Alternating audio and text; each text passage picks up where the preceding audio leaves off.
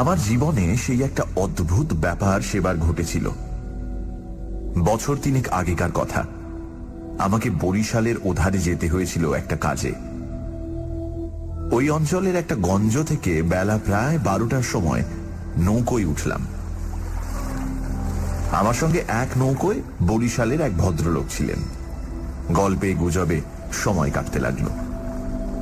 সময়টা পুজোর পরই। দিনটা মেঘলা মেঘলা, মাঝে মাঝে টিপটিপ করে বৃষ্টিও পড়তে শুরু করলো। সন্ধ্যের কিছু আগে কিন্তু আকাশটা অল্প পরিষ্কার হয়ে গেল। ভাঙা ভাঙা মেঘের মধ্যে দিয়ে চতুর্দশীর চাঁদের আলো অল্প অল্প প্রকাশ হলো। সন্ধে হবার সঙ্গে সঙ্গে আমরা বড় নদী ছেড়ে একটা খালে পড়লাম। শোনা গেল খালটা এখান থেকে আরম্ভ হয়ে নোয়াখালীর উত্তর দিয়ে একেবারে মেঘনায় মিশেছে। পূর্ববঙ্গে সেই আমার নতুন যাওয়া। চোখে কেমন সব একটু নতুন ঠেকতে লাগলো। অপরিসর খালের দুধারে বৃষ্টি স্নাত কেয়ার জঙ্গলে মেঘে আধা ঢাকা চতুর্দশীর জ্যোৎস্না ছিকছিক করছিল। মাঝে মাঝে নদীর ধারে বড় বড় মাঠ, সটি, বেত, ফার্ন গাছের বন জায়গায় জায়গায় খালের জলে ঝুঁকে পড়েছে। বাইরে একটু ঠান্ডা থাকলেও আমি ছইয়ের বাইরে বসে দেখতে দেখতে যাচ্ছিলাম। বরিশালের সে অংশটা সুন্দরবনের কাছাকাছি। ছোট ছোট খাল ও নদী চারিধারে। সমুদ্র খুব দূরে নয়, 10-15 মাইল দক্ষিণ পশ্চিমেই হাতিয়া ও সন্দ্বীপ। আরো একটু রাত হলো। খালের দুপারের নির্জন জঙ্গল অস্ফুট জ্যোৎস্নায় কেমন যেন অদ্ভুত দেখাতে লাগলো। এই অংশে লোকের বসতি একেবারেই নেই। শুধু ঘন বন আর জঙ্গলের ধারে বড় বড় হোগলা গাছ। আমার সঙ্গী বললেন, এত রাত্রে আর বাইরে থাকবেন না, আসুন ছইয়ের মধ্যে, এসব জঙ্গলে, বুঝলেন না। তারপর তিনি সুন্দরবনের নানা গল্প করতে লাগলেন। তার এক কাকা নাকি ফরেস্ট ডিপার্টমেন্টে কাজ করতেন। তারই লঞ্চে করে তিনি একবার সুন্দরবনের নানা অংশে বেরিয়েছিলেন। সেই সব গল্প। রাত প্রায় 12টার কাছাকাছি হলো। মাঝি আমাদের নৌকোয় ছিল মোটে একটি।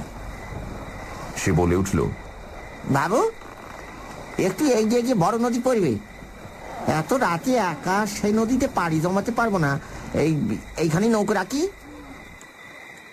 নৌকো সেখানেই বাঁধা হলো। এদিকে বড় বড় গাছের আড়ালে চাঁদ অস্ত গেল। দেখলাম অপ্রশস্ত খালের দুধারেই অন্ধকারে ঢাকা ঘন জঙ্গল। চারিদিকে কোনো শব্দ নেই। পতঙ্গগুলো পর্যন্ত চুপ করেছে। সঙ্গীকে বললাম, মশাই, এই তো সরু খাল, আরে পাড় থেকে বাঘ লাফিয়ে পড়বে না তো নৌকোর উপর? সঙ্গী বললেন, না পড়লেই আশ্চর্য হব। শুনে অত্যন্ত আনন্দে ছইয়ের মধ্যে ঘেঁষে বসলাম। খানিকটা বসে থাকবার পর সঙ্গী বলল, আসুন একটু শোয়া যাক, ঘুম তো হবে না, আর ঘুমানো ঠিকও না, আসুন একটু চোখটা অন্তত বুঝে থাকি। খানিকটা চুপ করে থাকবার পর সঙ্গীকে ডাকতে গিয়ে দেখি তিনি ঘুমিয়ে পড়েছেন। মাঝিও জেগে আছে বলে মনে হলো না। ভাবলাম, তবে আমি বা কেন মিথ্যে মিথ্যে চোখ চেয়ে চেয়ে থাকি।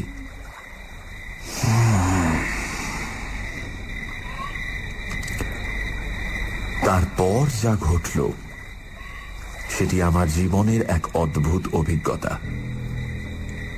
শুতে যাচ্ছি, হঠাৎ আমার কানে গেল অন্ধকার ঘন ঝোপের ওপাশে অনেক দূরে গভীর জঙ্গলের মধ্যে কে যেন কোথায় গ্রামোফোন বাজাচ্ছে। তাড়াতাড়ি উঠে বসলাম। গ্রামোফোন? এই বনে এত রাতে গ্রামোফোন বাজাবে কে? কান পেতে শুনলাম গ্রামাফোন না, অন্ধকার হিজল হিমতাল গাছগুলো যেখানে খুব ঘন হয়ে আছে সেখান থেকে কারা যেন উচ্চ কণ্ঠে আর্ত করুণ সুরে কি যেন বলছে। খানিকটা শুনে মনে হলো সেটা একাধিক লোকের সমবেত কণ্ঠস্বর। প্রতিবেশীর তেতলার ছাদে গ্রামোফোন বাজলে যেমন খানিকটা স্পষ্ট খানিকটা অস্পষ্ট অথচ বেশ একটা একটানা সুরের ঢেউ এসে কানে পৌঁছয়, এও অনেকটা সেইভাবে। মনে হলো যেন কতকগুলো অস্পষ্ট বাংলা ভাষার শব্দ কানে গেল, কিন্তু ধরতে পারা গেল না কথাগুলো কি। শব্দটা মাত্র মিনিট খানিক স্থায়ী হলো, তারপরই অন্ধকার বনভূমি যেমন নিস্তব্ধ ছিল আবার তেমনি নিস্তব্ধ হয়ে গেল। তাড়াতাড়ি ছইয়ের বাইরে এলাম। চারিপাশের অন্ধকার ঝিঙের বিচির মতন কালো, বনভূমি নীরব, শুধু নৌকোর তলায় ভাটার জল কলকল করে বাঁধছে, আর শেষ রাতের বাতাসে জলের ধারে কেয়া ঝোপে এক ধরনের অস্পষ্ট শব্দ হচ্ছে। পাড় থেকে দূরে হিজল গাছের কালো গুঁড়িগুলোর অন্ধকারে এক অদ্ভুত চেহারা হয়েছে। ভাবলাম সঙ্গীদের ডেকে তুলি, আবার ভাবলাম বেচারিটা ঘুমোচ্ছে, ডেকে কি হবে, তার চেয়ে বরং নিজে জেগে বসে থাকি। দাঁড়িয়ে দাঁড়িয়ে একটা সিগারেট ধরালাম, তারপর আবার ছইয়ের মধ্যে ঢুকতে যাব এমন সময় সেই অন্ধকারে ঢাকা বিশাল বনভূমির কোন অংশ থেকে সুস্পষ্ট উচ্চ আর্তকরুণ কণ্ঠের মতো তীক্ষ্ণ স্বর তীরের মতন জমাট অন্ধকারের বুক চিরে আকাশে উঠল। তোমরা কারা যাচ্ছ? আমরা শ্বাস বন্ধ হয়ে পড়লাম, আমাদের উঠাও, আমাদের বাঁচাও। নৌকোর মাঝিটা ধর্মর করে জেগে উঠল। আমি সঙ্গীকে ডাকলাম, মশাই, ও মশাই, উঠুন উঠুন, আরে উঠুন। মাঝি আমার কাছে ঘেঁষে এলো, ভয়ে তার গলার স্বর কাঁপছিল। বললে, আল্লাহ আল্লাহ, শুনতে পেয়েছেন বাবু? শুনতে পেয়েছেন আপনি? সঙ্গী উঠে জিজ্ঞাসা করলো, কি মশাই, ডাকলেন কেন? কোন জানোয়ার টানোয়ার নাকি? আমি ব্যাপারটা বললাম। তিনিও তাড়াতাড়ি ছইয়ের বাইরে এলেন। তিনজনে মিলে কান খাড়া করে রইলুম। চারিদিক আবার চুপ। ভাটার জল নৌকোর তলায় বেঁধে আগের চেয়েও জোরে শব্দ হচ্ছিল। সঙ্গী মাঝিকে জিজ্ঞেস করলেন, এটা কি তবে? মাঝি বললে, হ্যাঁ বাবু, মাই কীর্তিপাশার গড়। সঙ্গী বললে, তবে তুই এত রাতে এখানে নৌকো রাখলি কেন? বেকুব কোথাকার! মাঝি বললে, 380 বলেই রেখেছিল বাবু। ভাটার টানে নৌকো পিছিয়ে দেওয়ার তো জো ছিল না। কথাবার্তার ধরন শুনে সঙ্গীকে বললাম, কি মশাই, কি ব্যাপার? আপনি কিছু জানেন নাকি? ভয় যত না হোক, বিস্ময়ে আমরা কেমন হয়ে গিয়েছিলাম। সঙ্গী বললেন, ওরে, তোর সে কেরোসিনের ডিবেটা জাল। আরে আলো জেলে বসে থাকা যাক, রাত তো এখনো ঢের। মাঝিকে বললাম, তুই শব্দটা শুনতে পেয়েছিলি? সে বলল, হ্যাঁ বাবু, এই আওয়াজ কানে গিয়েই তো আমার ঘুম ভেঙে গেল। আমি আরো দুবার নৌকো বেয়ে যেতে যেতে ও ডাক শুনেছি। সঙ্গী বললেন, এটা এই অঞ্চলের একটা অদ্ভুত ঘটনা। তবে এই জায়গাটা সুন্দরবনের সীমানায় বলে আর এই অঞ্চলে কোনো লোকালয় নেই বলে শুধু নৌকোর মাঝিদের কাছে এটা সুপরিচিত। এর পেছনে একটা ইতিহাস আছে, সেটা অবশ্য নৌকোর মাঝিদের পরিচিত নয়। সেইটা আপনাকে বলি, শুনুন। তারপর কেরোসিনের ডিবার আলোয় অন্ধকার বনের বুকের মধ্যে বসে সঙ্গীর মুখে কীর্তিপাশার গড়ের ইতিহাসটা শুনতে লাগলাম। 300 বছর আগের কথা। মুনিম খাঁ তখন গৌড়ের সুবেদার। এই অঞ্চলে তখন 12 ভূঁইয়ার 2 প্রতাপশালী ভূঁইয়া রাজা রামচন্দ্র রায় ও ঈসা খাঁ মসনদে আলীর খুব প্রতাপ। মেঘনার মোহনার বাহির সমুদ্র, যাকে এখন সন্দ্বীপ চ্যানেল বলে, সেখানে তখন মগ আর পর্তুগিজ জলদস্যুরা শিকারের খোঁজে ওত পেতে বসে থাকত। সে সময় এখানে এরকম জঙ্গল ছিল না। এই সমস্ত জায়গা কীর্তি রায়ের অধিকারে ছিল। এইখানে তার সুদৃঢ় দুর্গ ছিল। মগ জলদস্যুদের সঙ্গে তিনি অনেকবার লড়েছিলেন। তার অধীনে সৈন্য সামন্ত, কামান, যুদ্ধের কোষা সবই ছিল। সন্দ্বীপ তখন ছিল পর্তুগিজ জলদস্যুদের প্রধান আড্ডা। এদের আক্রমণ থেকে আত্মরক্ষা করবার জন্য এই অঞ্চলের সকল জমিদারকেই সৈন্যদল দৃঢ় করে গড়তে হতো। এ বনের পশ্চিম ধার দিয়ে তখন আরেকটা খাল বড় নদীতে পড়ত। বনের মধ্যে তার চিহ্ন এখনো আছে। কীর্তি রায় অত্যন্ত অত্যাচারী এবং দুর্ধর্ষ জমিদার ছিলেন। তার রাজ্যে এমন সুন্দর মেয়ে কমই ছিল যে তার অন্তঃপুরে একবার না ঢুকেছে। তাছাড়া তিনি নিজেও এক প্রকার জলদস্যুই ছিলেন। তার নিজের অনেকগুলো বড় ছিপ অর্থাৎ ছোট নৌকো ছিল। কীর্তি রায়ের পাশের জমিদারি ছিল কীর্তি রায়ের বন্ধুর। এরা ছিলেন চন্দ্রদ্বীপের রাজা রামচন্দ্র রায়ের পত্তনিদার। অবশ্য সে সময় অনেক পত্তনিদারের ক্ষমতা এখনকার স্বাধীন রাজাদের চেয়ে বেশি ছিল। কীর্তি রায়ের বন্ধু মারা গেলে তার তরুণ বয়স্ক পুত্র নরনারায়ণ রায় পিতার জমিদারির ভার পান। নরনারায়ণ তখন সবে যৌবনে পদার্পণ করেছেন। অত্যন্ত সুপুরুষ, বীর এবং শক্তিমান। নরনারায়ণ কীর্তি রায়ের পুত্র চঞ্চল রায়ের সমবয়সী ও বন্ধু। সেবার কীর্তি রায়ের নিমন্ত্রণে নরনারায়ণ রায় তাঁর রাজ্যে দিন কতকের জন্য বেড়াতে এলেন। চঞ্চল রায়ের তরুণী পত্নী লক্ষ্মী দেবী স্বামীর বন্ধু নরনারায়ণকে দেওরের মতন স্নেহের চোখে দেখতে লাগলেন।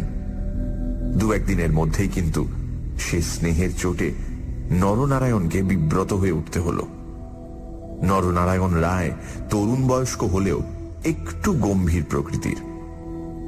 বিদ্যুৎ চঞ্চলা তরুণী বন্ধু পত্নীর ব্যঙ্গ পরিহাসে গম্ভীর প্রকৃতি নরনারায়ণের মান বাঁচিয়ে চলা দুষ্কর হয়ে পড়ল। স্নান করে উঠেছেন, মাথার পাগড়ি খুঁজে পাওয়া যায় না। নানা জায়গায় খুঁজে হয়রান হয়ে তার আশা ছেড়ে দিয়ে বসে আছেন।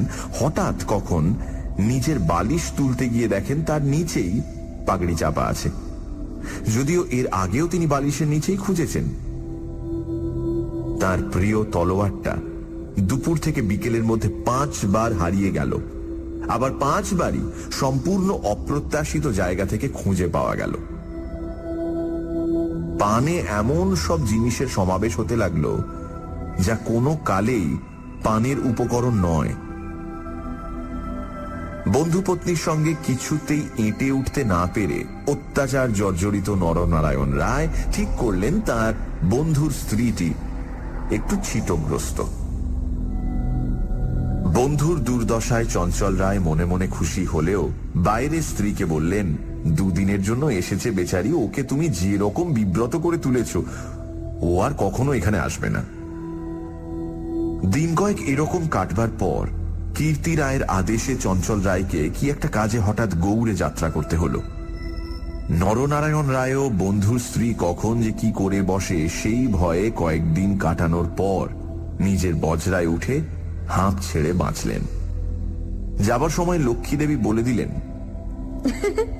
এবার আবার যখন আসবে ভাই, এমন একটা বিশ্বাসী লোক সঙ্গে এনো যে রাত দিন তোমার জিনিসপত্র ঘরে বসে পাহারা দেবে, বুঝলে?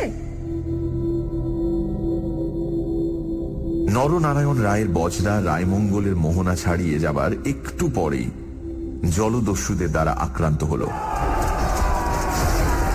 তখন দুপুরবেলা সমুদ্রের সেই অংশে এমন কোন নৌকো ছিল না যারা সাহায্য করতে আসতে পারে।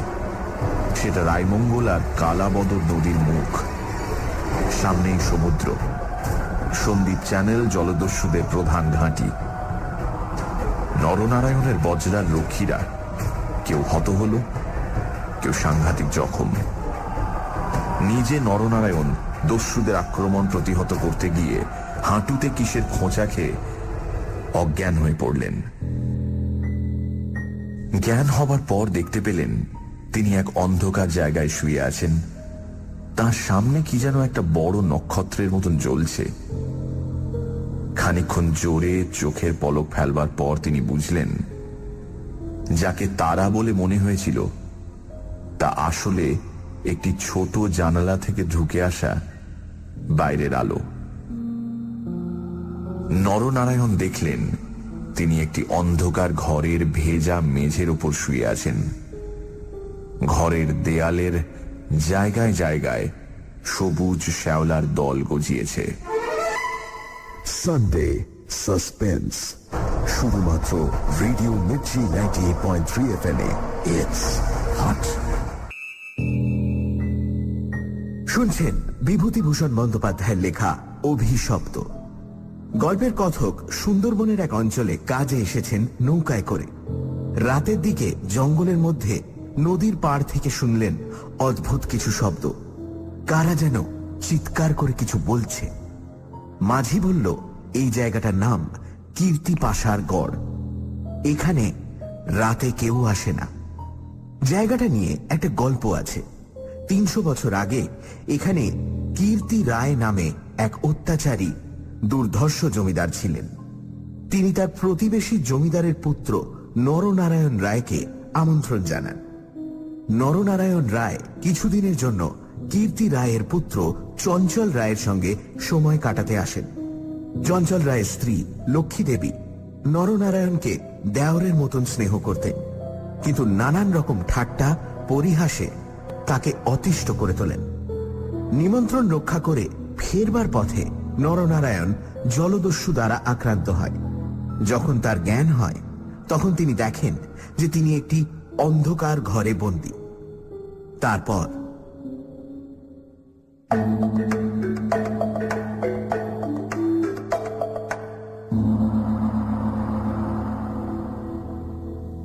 আরো কদিন, আরো কটা রাত কেটে গেল।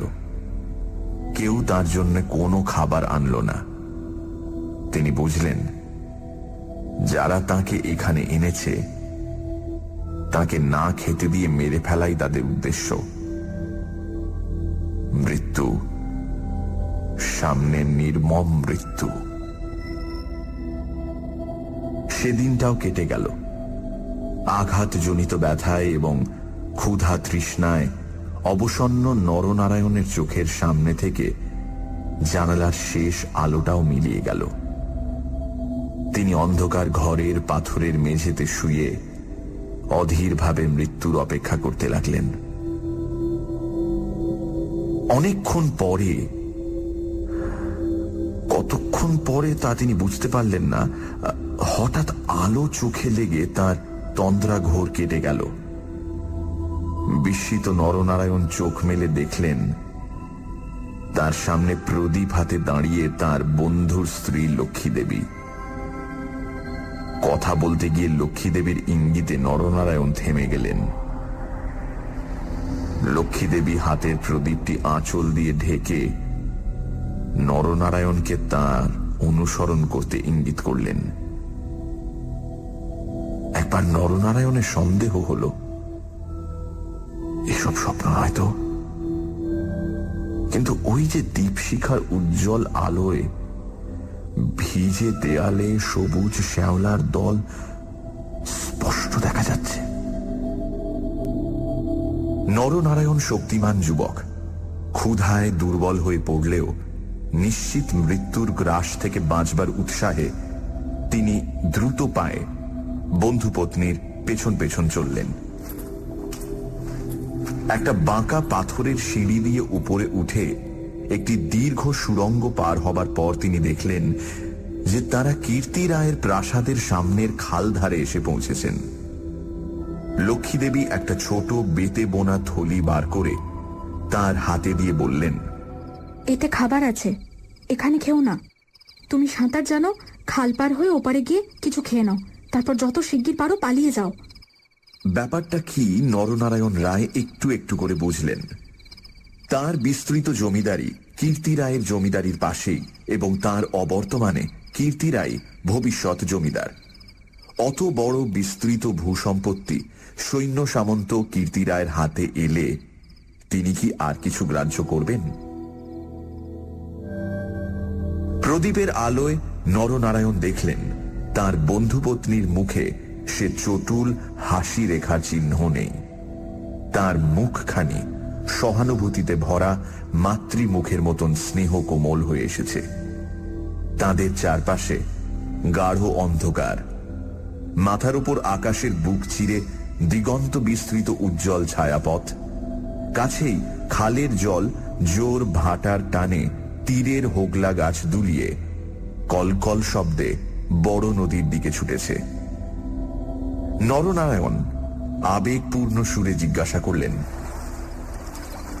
বৌঠাকুরুন, চঞ্চল কি এর মধ্যে আছে? লক্ষ্মীদেবী বললেন, না ভাই, তিনি কিছু জানেন না। এই সব শ্বশুর ঠাকুরের কীর্তি, এই জন্যই তাকে অন্য জায়গায় পাঠিয়েছেন। এখন আমার মনে হচ্ছে গৌটো সব মিথ্যে। নরনারায়ণ দেখলেন লজ্জায় দুঃখে তার বন্ধুপত্নীর মুখ বিবর্ণ হয়ে উঠেছে। লক্ষ্মীদেবী আবার বললেন, আমি আজ জানতে পারি খিড়কিগড়ের পাইক সর্দার আমায় মা বলে। তাকে দিয়ে দুপুর রাতের পাহারা সব সরিয়ে রেখে দিয়েছিলাম, তাই। নরনারায়ণ বললেন, বৌঠাকুরুন, আমার এক বোন ছেলেবেলায় মারা গিয়েছিল। তুমি আমার সেই বোন, আজ আবার ফিরে এলে। লক্ষ্মীদেবীর পদ্মের মতো মুখখানি চোখের জলে ভেসে গেল। একটু ইতস্তত করে বললেন, ভাই, বলতে সাহস পাই না, তবু একটা কথা বলছি, বোন বলে যদি রাখো। নরনারায়ণ জিজ্ঞাসা করলেন, কি কথা বৌঠাকুরুন? লক্ষ্মীদেবী বললেন, তুমি আমার কাছে বলে যাও ভাই যে শ্বশুর ঠাকুরের কোনো অনিষ্ট চিন্তা তুমি করবে না। নরনারায়ণ রায় একটুখানি কি যেন ভাবলেন, তারপর বললেন, তুমি আমার প্রাণ দিলে বৌঠাকুরুন, তোমার কাছে বলে যাচ্ছি, তুমি বেঁচে থাকতে আমি তোমার শ্বশুরের কোনো অনিষ্ট চিন্তা করব না। বিদায় নিতে গিয়ে নরনারায়ণ একবার জিজ্ঞাসা করলেন, বৌঠাকুরুন, তুমি ফিরে যেতে পারবে তো?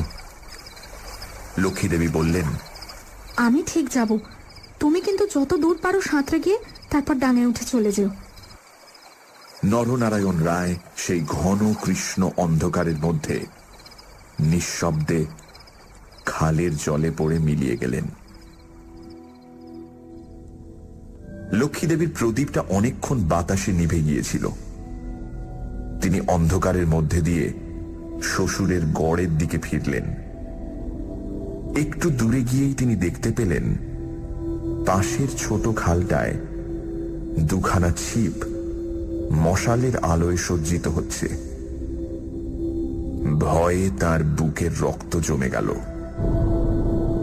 সর্বনাশ! এরা কি তবে জানতে পেরেছে? দ্রুত পায়ে অগ্রসর হয়ে গুপ্ত সুড়ঙ্গের মুখে এসে তিনি দেখলেন সুড়ঙ্গের পথ খোলাই আছে। তিনি তাড়াতাড়ি সুড়ঙ্গের মধ্যে ঢুকে পড়লেন। কীর্তি রায় বুঝতেন নিজের হাতের আঙুলও যদি বিষাক্ত হয়ে ওঠে তো তাকে কেটে ফেলাই সমস্ত শরীরের পক্ষে মঙ্গল। পরদিন আবার দিনের আলো ফুটে উঠল, কিন্তু লক্ষ্মী দেবীকে আর কোনো দিন কেউ দেখেনি। রাতের হিংস্র অন্ধকার তাকে গ্রাস করে ফেলেছিল।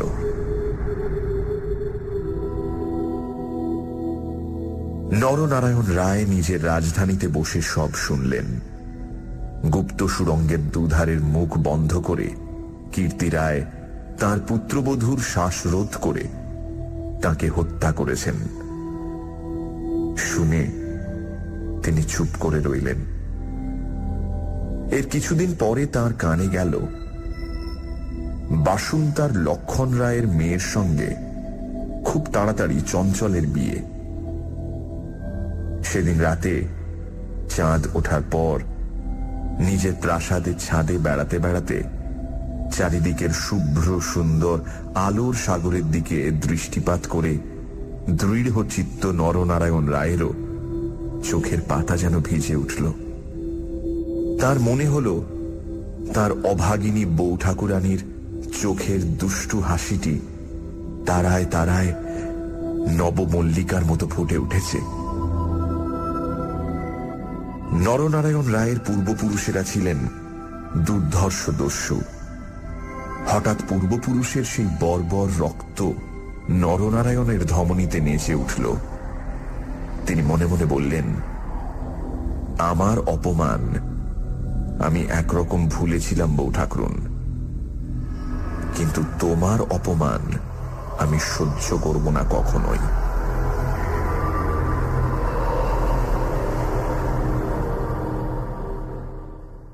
কিছুদিন কেটে গেল। তারপর একদিন এক শীতের ভোর রাতের কুয়াশা কেটে যাওয়ার সঙ্গে সঙ্গে দেখা গেল কীর্তি রায়ের গড়ের খালের মুখ ছিপে সুলুপে জাহাজে ভরে গিয়েছে। তোপের আওয়াজে কীর্তি রায়ের প্রাসাদ দুর্গের ভিত ঘন ঘন কেঁপে উঠতে লাগল। কীর্তি রায় শুনলেন আক্রমণকারী নরনারায়ণ রায়, সঙ্গে দুরন্ত পর্তুগিজ জলদস্যু সেবাস্টিও গঞ্জালেস। উভয়ের সম্মিলিত বহরের 40খানা কোষা খালের মুখে চড়াও হয়েছে। পুরো বহরের বাকি অংশ বাইরের নদীতে দাঁড়িয়ে। এই আক্রমণের জন্য কীর্তি রায় আগে থেকে প্রস্তুত ছিলেন। কেবল প্রস্তুত ছিলেন না, নরনারায়ণের সঙ্গে গঞ্জালেসের যোগদানের জন্য। এই কীর্তি রায়ের কাছে সম্পূর্ণ অপ্রত্যাশিত ঘটনা। তাহলেও কীর্তি রায়ের গড় থেকেও তোপ চলল। গঞ্জালেস সুদক্ষ নৌবীর। তার পরিচালনে 10খানা সুলুপ চড়া ঘুরে গড়ের পাশের ছোট খালে ঢুকতে গিয়ে কীর্তি রায়ের নৌবাহিনীর এক অংশ দ্বারা বাধা প্রাপ্ত হল।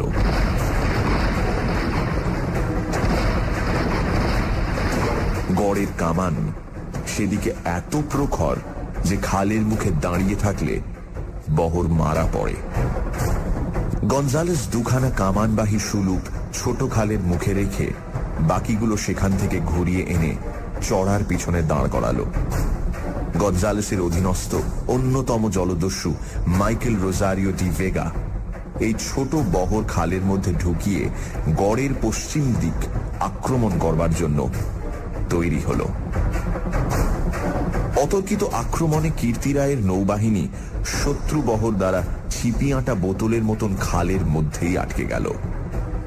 বাইরের বড় নদীতে গিয়ে যুদ্ধ দেবার মতন ক্ষমতা তাদের আদৌ রইল না। তবুও তাদের বিক্রমে রোজারিও অনেকক্ষণ পর্যন্ত কিছু করে উঠতে পারলেন না। কীর্তি রায়ের নৌবহর দুর্বল ছিল না।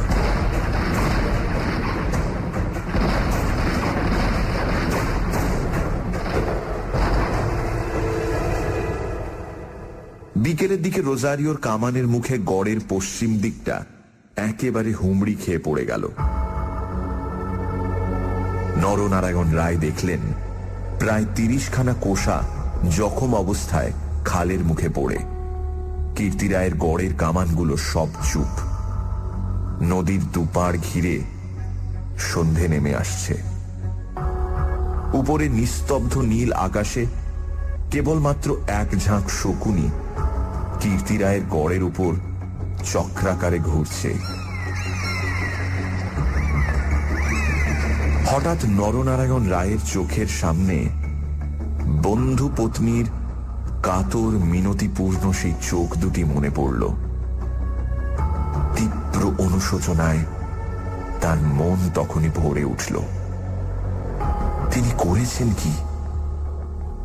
এই রকম করে কি তিনি তার স্নেহময়ী প্রাণদাত্রীর শেষ অনুরোধ রাখতে এসেছেন? নরনারায়ণ রায় হুকুম জারি করলেন, কীর্তি রায়ের পরিবারের এক প্রাণীরও যেন প্রাণহানি না হয়। একটু পরেই সংবাদ এলো গড়ের মধ্যে কেউ নেই। নরনারায়ণ রায় বিস্মিত হলেন। তিনি তক্ষুনি নিজে গড়ের মধ্যে ঢুকলেন। তিনি এবং গঞ্জালেস গড়ের সমস্ত অংশ তন্ন তন্ন করে খুঁজলেন। দেখলেন সত্যি কেউ নেই। পর্তুগিজ বহরের লোকেরা গড়ের মধ্যে লুটপাট করতে গিয়ে দেখলেন মূল্যবান জিনিসপত্র বড় কিছু নেই। পরদিন দ্বীপ্রহর পর্যন্ত লুটপাট চলল। কীর্তি রায়ের পরিবারের একটি প্রাণীরও সন্ধান পাওয়া গেল না। দুপুরে কেবলমাত্র দুখানা সুলুক খালের মুখে পাহারা রেখে নরনারায়ণ রায় ফিরে চলে গেলেন। এই ঘটনার দিন কয়েক পরে পর্তুগিজ জলদস্যুর দল লুটপাট করে চলে গেলে কীর্তি রায়ের এক কর্মচারী গড়ের মধ্যে প্রবেশ করে। আক্রমণের দিন সকালেই এই লোকটি গড় থেকে আরো অনেকের সঙ্গে পালিয়েছিল। ঘুরতে ঘুরতে একটা বড় থামের আড়ালে সে দেখতে পেল একজন আহত মুমূর্ষু লোক তাকে ডেকে কি যেন একটা বলবার চেষ্টা করছে। কাছে গিয়ে সে লোকটাকে চিনতে পারল। লোকটি কীর্তি রায়ের পরিবারের এক বিশ্বস্ত পুরনো কর্মচারী। তার মৃত্যুকালীন অস্পষ্ট কথায় আগন্তুক কর্মচারীটি মোটামুটি যা বুঝল তাতেই তার কপাল ঘেমে উঠল। সে বুঝল কীর্তি রায় তার পরিবারবর্গ এবং ধনরত্ন নিয়ে মাটির নিচের এক গুপ্ত স্থানে আশ্রয় নিয়েছেন এবং এই লোকটি, একমাত্র এই লোকটি তার সন্ধান জানে। তখনকার আমলে কেউ এই গুপ্ত পথগুলি না খুলে দিলে সেখান থেকে বেরুবার উপায় কিন্তু ছিল না। কোথায় সে মাটির নিচে ঘর তা স্পষ্ট করে বলবার আগেই আহত লোকটি মারা গেল। বহু অনুসন্ধানেও গড়ের কোন অংশে সে গুপ্ত গৃহ ছিল সেটার কেউই সন্ধান দিতে পারল না। ওই ছোট খালটা প্রকৃতপক্ষে সন্দীপ চ্যানেলেরই একটা খাড়ি। খাড়ির ধার থেকে একটুখানি গেলে গভীর অরণ্যের ভেতর কীর্তি রায়ের গড়ের বিশাল ধ্বংসস্তূপ এখনো বর্তমান আছে, দেখা যাবে। বহুদিন থেকেই এখানে একটা অদ্ভুত ব্যাপার ঘটে থাকে।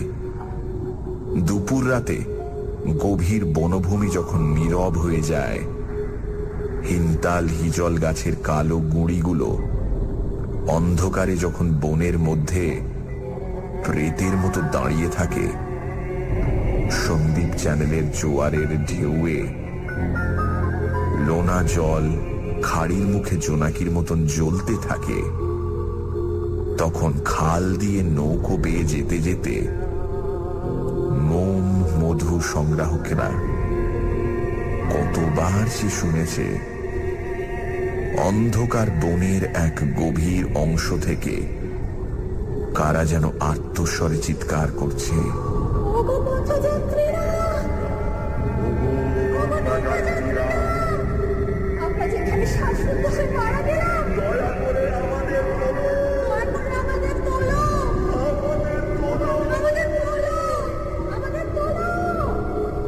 ভয়ে বেশি রাতে এ পথে কেউ নৌকা বাইতে চায় না।